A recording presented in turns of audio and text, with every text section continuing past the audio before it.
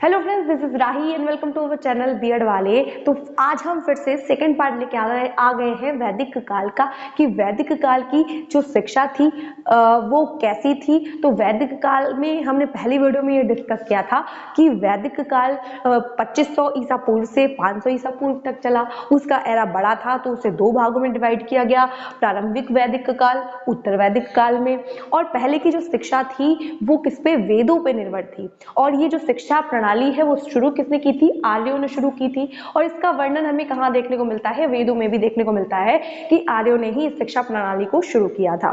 तो यहाँ पे जो शिक्षा प्रणाली थी हमारी, वो पूरी पूरी किस पे, आध्यात्मिकता पे निर्भर किया करती थी कि बालक को कैसे भी करके मोक्ष की प्राप्ति हो जानी चाहिए, है ना। कि बालक को इस बात का अंदाजा हो जाना चाहिए कि उसके जीवन का अंतिम लक्ष्य मोक्ष है, परमात्मा की प्राप्ति है। ठीक, तो प्रारंभिक काल हमने दो भागों में डिवाइड किया था। हमने उद्देश्य भी देखे थे, एक परा और आपरा, जिसमें आध्यात्मिकता का ज्ञान, कर्म ज्ञान का ज्ञान, मतलब सभी का ज्ञान दिया जाता था, जो अंतर्मुखी साधना के द्वारा होता था कि बालक स्वयं से उसे अंतर्मुखी साधना करनी होती थी, जिससे वो आध्यात्मिकता का ज्ञान और कर्म का जो है वो ज्ञान प्राप्त कर पाता था।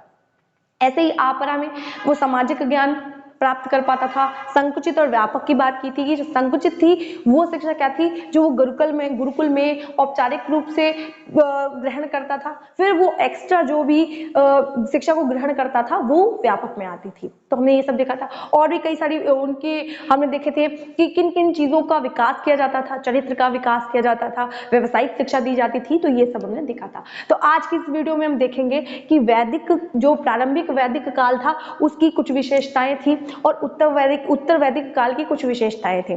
तो चलिए हम लोग देखते हैं। देखिए, जब प्रारंभिक, इसको बांटा क्यों गया और जब ये एरा बांटा गया, क्योंकि ये बड़ा एरा था।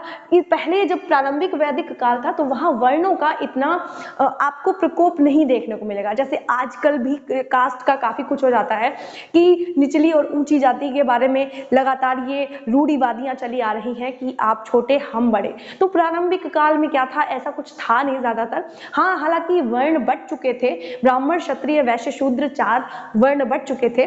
लेकिन उत्तर वैदिक काल की अगर हम बात करें तो यहाँ पे जो वर्णों की जो व्यवस्था थी वो चरम सीमा पर थी कि जो शूद्र थे और मतलब कैटेगराइज कर दिया गया था कि ब्राह्मण लोगों को अच्छी शिक्षा दी जाएगी और जो शूद्र थे उन्हें शिक्षा ग्रहण नहीं करनी थी। और ऐसे ही फिर क्या परंपरा चलने लगी कि ब्राह्मण का लड़का ही ब्राह्मण बन सकता है, क्षत्रिय का लड़का ही क्षत्रिय बन सकता है। बल्कि प्रारंभिक वैदिक काल में ऐसा कोई मतलब निश्चित नहीं था। ब्राह्मण का लड़का अगर क्षत्रिय का काम करने लगा, मतलब कोई लड़ाई झगड़े वाला काम करने लगा, तो क्या था, वो क्षत्रिय कहलाता था। क्षत्रिय का लड़का अगर कोई व्यापार करने लगा तो वो वैश्य कहलाता था। ऐसा प्रारंभिक वैदिक काल में हुआ। लेकिन उत्तर वैदिक काल में क्या हुआ, उत्तर वैदिक काल में मतलब पीढ़ी दर पीढ़ी चला आने लगा कि शूद्र का लड़का शूद्र ही बनेगा, मतलब लोगों की मदद करने वाला, या फिर वैश्य का लड़का यानी व्यापार करने वाले का लड़का व्यापार करने वाला ही बनेगा। तो ये परंपरा वैदिक काल में देखी गई और वर्णों की सबसे खराब स्थिति उत्तर वैदिक काल में ही थी। और अब देखें, अगर हम देखें तो उत्तर वैदिक काल को एक उच्च स्थान दिया गया है, क्योंकि हम देखते हैं क्योंकि इसकी जो शिक्षा है वो आज भी कहीं ना कहीं विद्यमान दिखाई देती है हमें।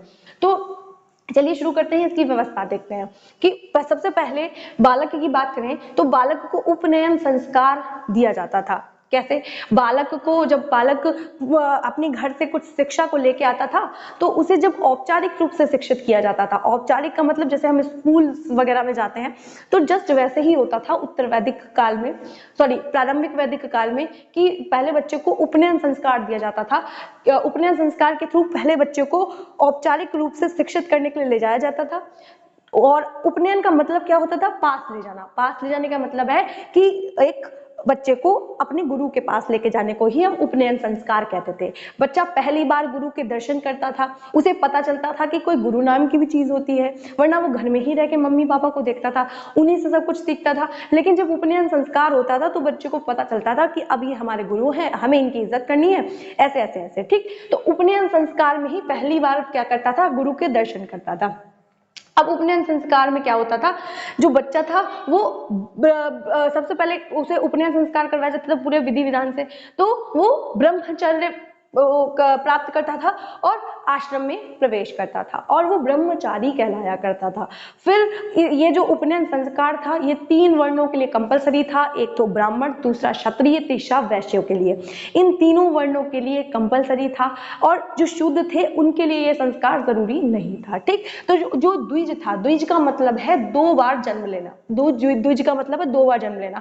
अच्छा, तो ये जो हमारी शिक्षा है, औपचारिक जब शिक्षा यानी उपनयन संस्कार जब होता था तो इसको हम कहते हैं दूसरा जन्म के नाम से भी जानते हैं। यानी बच्चा, भाई माता पिता तो बच्चे को जन्म दे रहे हैं, लेकिन एक बार बच्चे का वो जन्म हुआ जब बच्चा औपचारिक रूप से शिक्षित होना शुरू हुआ तो उसको हम बच्चे का दूसरा जन्म कहते हैं। भाई बच्चा शारीरिक रूप से तो बढ़ रहा था, लेकिन मानसिक और आत्मिक रूप से जब वो बढ़ना शुरू किया, कब, तो वो उपनयन संस्कार के बाद ही बढ़ना शुरू हुआ। क्यों? क्योंकि गुरु ने ही उसे उचित रूप से शिक्षित किया कि कैसा आचरण करना है, उसमें कैसे योग्यता, जितनी भी योग्यताएं हैं उसका विकास किसने किया? ठीक, गुरु ने किया। तो इसलिए उपनयन संस्कार को दूसरा जन्म भी कहा जाता था, क्योंकि गुरु ने ही तो उसे दूसरा जन्म दिया। भाई माता पिता ने तो जन्म दे दिया, लेकिन वो जो आध्यात्मिकता का ज्ञान है या जो पूरा सामाजिक मानसिक रूप से आत्मिक रूप से जो ज्ञान है वो किसने दिया? गुरु ने दिया। तो उसको दूसरा जन्म भी कहा जाता था। फिर यानी उसको द्विज कहते थे। द्विज का मतलब होता था दोबारा जन्म होना। ठीक, अब जो पहले के लोग थे, अगर मतलब ब्राह्मण, क्षत्रिय, वैश्य, शूद्र के लिए अनिवार्य था, जो उपनयन संस्कार नहीं करवाता था अपने बच्चे का या कैसे भी उसके बच्चे का उपनयन संस्कार नहीं हो पाता था, तो क्या होता था, उसको बहुत बुरी नजर से देखा जाता था। मतलब ये कंपलसरी ही था, तुम्हें करवाना ही करवाना है अपने बच्चे का। ये क्या 5 वर्ष की उम्र से पहले पहले हो जाता था। ठीक, क्योंकि 5 वर्ष की उम्र में विद्या आरंभ शुरू होता था। 5 वर्ष की उम्र से पहले आपको विद्या, जो उपनयन संस्कार है वो करवाना होता था। और अगर इनमें से कोई ब्राह्मण, क्षत्रिय, वैश्य, शूद्र ने अपने लड़कों बच्चों का नहीं करवाया, या फिर क्योंकि ये ज्यादातर बॉयज के लिए होता था, जो लड़कियां होती थी उनको पहले शिक्षा प्राप्त करनी नहीं होती थी। मतलब ऐसा रूल नहीं था कि लड़कियां बाहर जाके गुरुकुल में शिक्षा को ग्रहण करें। ठीक, ये तो बाद में प्रचलन चला। तो उपनयन संस्कार में यही था कि उन्हें समाज कुदृष्टि से देखता था, जिनका उपनयन संस्कार नहीं होता था उनको बहिष्कृत किया जाता था, उनको अच्छी दृष्टि से नहीं देखा जाता था। इसलिए उपनयन संस्कार अनिवार्य था। किसके लिए? 3 वर्णों के लिए, ब्राह्मण, क्षत्रिय, वैश्य। ठीक, और कह रहे हैं शिक्षा अनिवार्य और सार्वभौमिक थी, सभी के लिए शिक्षा अनिवार्य थी, सभी को पढ़ना जरूरी था। आध्यात्मिकता का, सामाजिक, व्यवहारिक, व्यवसायिक ज्ञान प्राप्त करना सभी के लिए जरूरी हो गया था। अब हम विद्यारंभ की बात करें तो जब बालक का उपनयन संस्कार हो जाता था, उसके ही अगले दिन जब वो गुरुकुल आता था, गुरुकुल में प्रवेश करता था, तो गुरुकुल में प्रवेश करने के बाद क्या होता था, जिस दिन से उसका शिक्षा देना प्रारंभ की जाती थी। भाई जब पहले दिन बालक गया और जिस दिन उसको पहली शिक्षा दी जाती थी, पहला दिन गुरुकुल में जब उसका होता था, फर्स्ट डे कॉलेज का होता था, उसके जो गुरुकुल होता था, तो उसको हम विद्यारंभ कहते थे। विद्या का आरंभ कहा जाएगा। यानी जो विद्यारंभ था उसको वेदों में क्या कहा गया? उसको कहा वेदों में अक्षर स्वीकर्ण। तो उस वेदों में इसको कहा गया है अक्षर स्वीकर्ण। और जो लोग थे वो क्या करते थे, सरस्वती और कुल की जो देवता हुआ करते थे उनका आशीर्वाद लेते थे। जो गुरु थे वो उन्हें परखते थे कि भाई क्या उपनयन संस्कार में क्या करते थे, वो बच्चे को परखेंगे कि वो उस योग्य है या नहीं है, पढ़ने योग्य है या नहीं है। तो क्या करते थे, दीक्षा देते थे, लेते थे कि बालकों को किस तरीके से पढ़ाया जाना चाहिए। विद्यारंभ में क्या होगा, विद्यारंभ में बालकों को अक्षरों के द्वारा सिखाया जाएगा, बच्चों को अक्षरों का ज्ञान दिया जाएगा, पहचानना सिखाया जाएगा कि अक्षर क्या होते हैं। भाई शुरुआत से ही ये परंपरा चली आ रही है कि पहले छोटे छोटे सिखाया जाए, फिर बड़ा बच्चे को लेके जाया जाए। मतलब हम लोग सरल से जटिल की ओर चले, यानी बच्चे को विद्यारंभ में क्या आप सिखाते थे, अक्षरों का ज्ञान। और वेदों में इसे अक्षर स्वीकर्ण कहा गया है। और इसमें क्या होता था, बालक सरस्वती माता और जो कुल के देवता थे उनको प्रणाम किया करता था, उनकी इज्जत और सम्मान किया करता था। अब क्या था, तीसरा है हमारा समावर्तन संस्कार। समावर्तन संस्कार में क्या होगा कि बालक की शिक्षा पूर्ण हो जाएगी। वो जो वैदिक काल की जो शिक्षा ले रहा था, वो जो औपचारिक रूप से शिक्षा ले रहा था, वो पूरी हो जाती है। ठीक, समावर्तन संस्कार में शिक्षा पूरी हो गई। उसके बाद क्या है, जो बच्चा क्या होता था, घर जाता था, वापस अपने घर तो कभी जाएगा। ठीक, तो बच्चा वापस घर में आता था। और ये जो संस्कार था ये भी गुरुओं के द्वारा ही संपन्न किया जाता था। और ये कब होता था, तो लगभग 25 वर्ष की आयु में ये संस्कार पूरा किया जाता था। क्योंकि भैया इससे पहले तो बालक ब्रह्मचारी कहलाता था ना, इससे पहले तो बालक ब्रह्मचारी था। ठीक, तो अब हम बात करें तो समावर्तन संस्कार में क्या होता था, कि बच्चा ब्रह्मचर्य से निकलकर गृहस्थ जीवन में प्रवेश करता था। और ये सारी जो प्रक्रिया होती थी वो गुरुओं के द्वारा, एक क्रिया द्वारा संपन्न की जाती थी।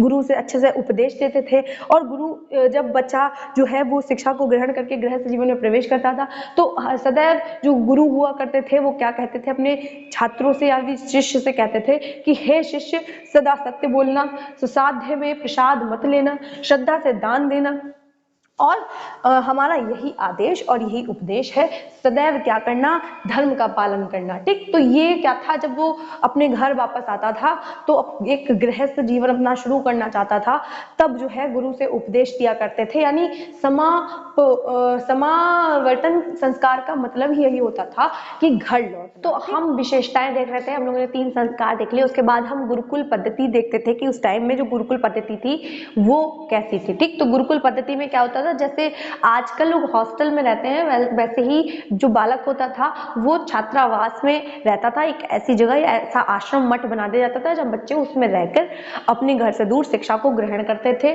और ये जो छात्रावास होता था वो शोर शराबे से दूर होता था, प्रकृति की गोद में होता था, पेड़ पौधों के पास होता था, नगरों और शहरों से दूर होता था।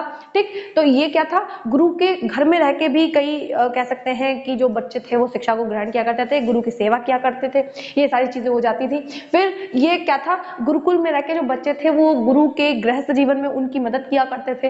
तो गृहस्थ जीवन का भी जो एक तजुर्बा है वो बच्चों को आ जाता था।